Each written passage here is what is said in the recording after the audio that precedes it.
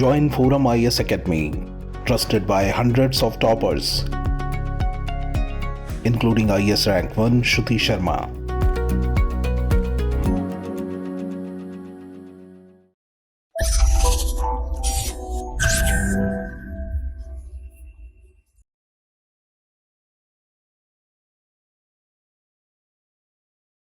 Hello friends, this is Gautam Pandey coming up with the next round of New Simplified. In this video, we will discuss about mode of capital punishment और साथ ही साथ ये भी समझेंगे why there are debate over human and dignified way of execution. So first of all, let's see why it news.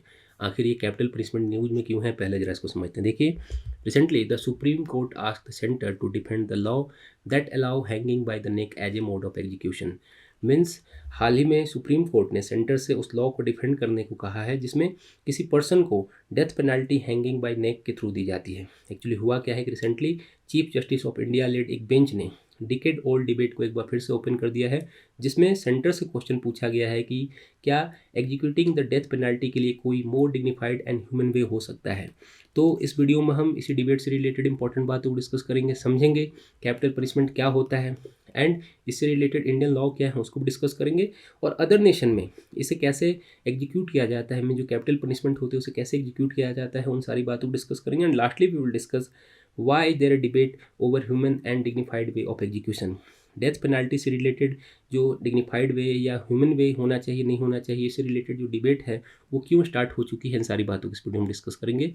तो आगे बढ़ते हैं. First of all capital punishment से रिलेटेड इंपॉर्टेंट बातों को डिस्कस करते हैं. कहाँ की कैपिटल पनिशमेंट होता क्या है. देखिए, अगर कैपिटल पनिशमेंट की बात करें तो कैपिटल पनिशमेंट बोलिए, डेथ पेनल्टी बोलिए, डेथ सेंटेंस बोलिए, ऑल आर सिमिलर थिंग्स है. ये पॉइंट याद रखिएगा. जिसमें क्या होता है, जुडिशरी द्वारा कन्विक्टेड किसी पर्सन को स्टेट मौत की सज़ा सुनाती है.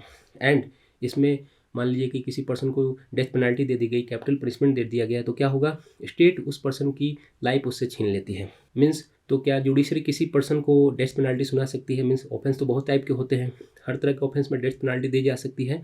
तो यहाँ पर ये पॉइंट ध्यान रखना है कि ऐसे जो सीरियस क्राइम हो, जो हीनियस क्राइम हो, लाइक अगर हम बात करें सच एज मर्डर हो गया, मास किलिंग हो गई, वार क्राइम हो गया, टेररिज्म हो गया, रेप हो गई, या अगेंस्ट द स्टेट अगर कोई वर्क है, ऐसी हीनियस एंड सीरियस क्राइम में judiciary death penalty capital punishment सुनाती है और इसके थ्रू किसी पर्सन की उसकी लाइफ उससे छीन जाती है.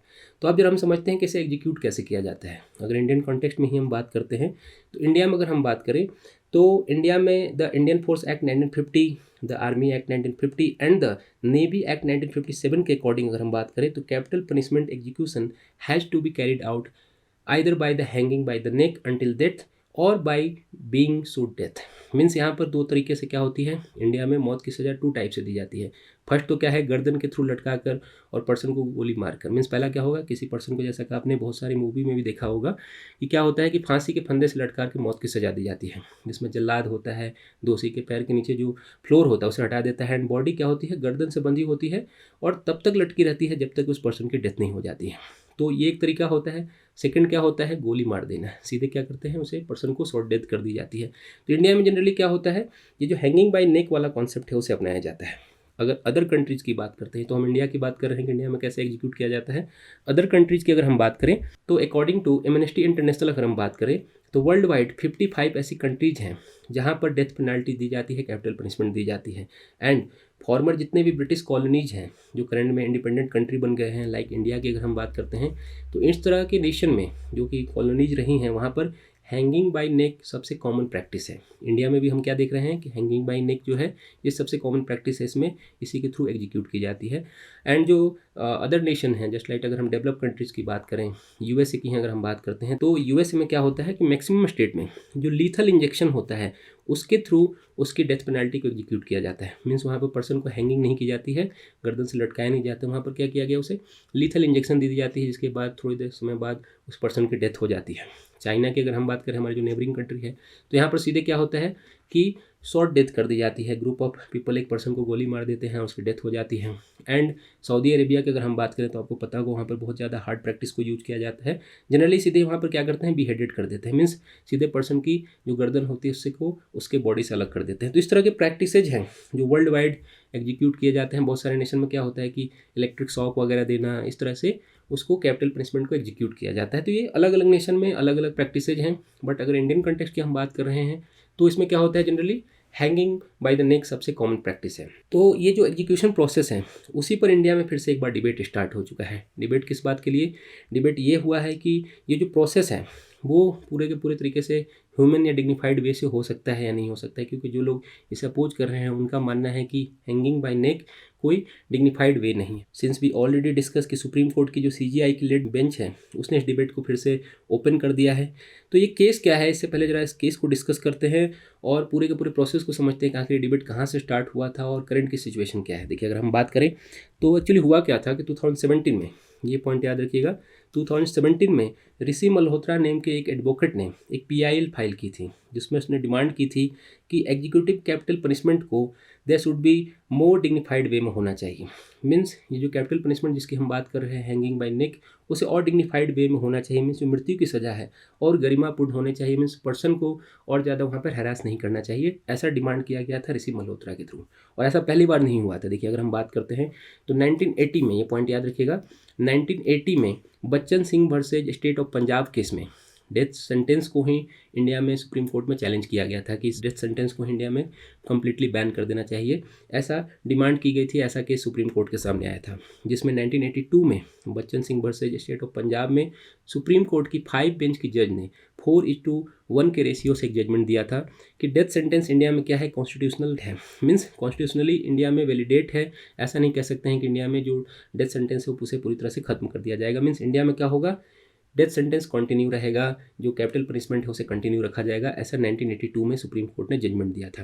देखिए, अगर और भी बात करें तो डेथ सेंटेंस से रिलेटेड 2003 में लॉ कमीशन ऑफ इंडिया ने एक रिकमेंडेशन दिया था जिसमें डेथ सेंटेंस को एग्जीक्यूट करने के लिए लीथल इंजेक्शन को, जैसा कि ऑलरेडी हमने डिस्कस किया कि US में क्या होता है, मैक्सिमम स्टेट में लीथल इंजेक्शन वाला प्रोसेस को एग्जीक्यूट किया जाता है, उसको यूज किया जाता है। तो रिकमेंडेशन दिया गया था लॉ कमीशन ऑफ इंडिया की तरफ से कि इंडिया में भी लीथल जो इंजेक्शन है उस प्रोसेस को एग्जीक्यूट किया जाए।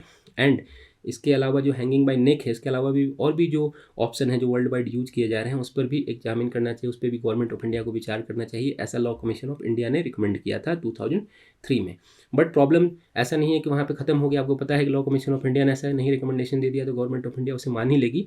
तो यहाँ से प्रोसेस स्टार्ट हो चुका था। मीन्स टाइम टू टाइम इससे रिलेटेड बातें निकल कर आती रहती हैं। एंड 2017 में जो है जिसकी हम बात कर रहे हैं, जिस केस की ऋषि मल्होत्रा की PIL की, इसमें भी यही डिमांड की गई थी कि गवर्नमेंट ऑफ इंडिया को ये जो हैंगिंग बाय नेक वाला प्रोसेस है उसे पूरी तरह से डिग्निफाइड करना चाहिए। मीन्स डिग्निफाइड वे में किसी की लाइफ उससे छीननी चाहिए।